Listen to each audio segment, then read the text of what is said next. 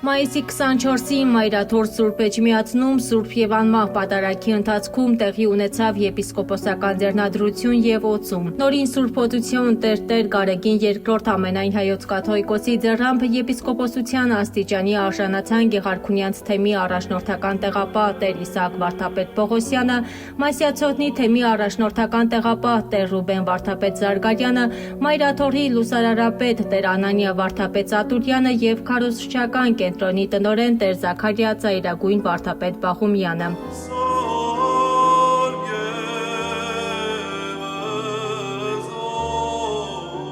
Պատարագի ընթացքում վարդապետները երդվեցին անձնվիրաբար ծառայելու հայ առաքելական Սուրբ եկեղեցուն եւ անսասան ու հաստատուն լինել իրենց հոգեվոր ծառայության մեջ։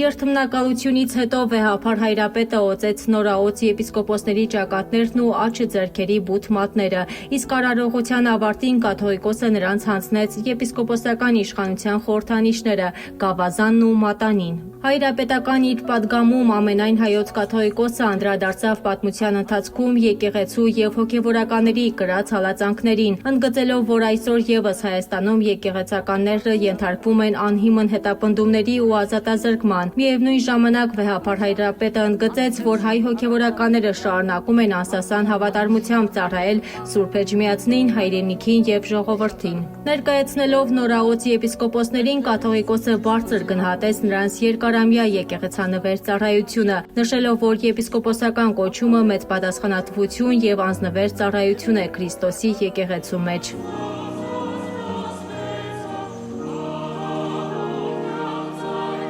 Պատարագի ավարտին հոգեվորականներն ու հավատավոր ժողովուրդը շնորհավորեցին նորաոց սրբազաներին, որոնք առաջիկա օրերին Մայր տաճարում կմատուցեն ուխտի պատարագներ։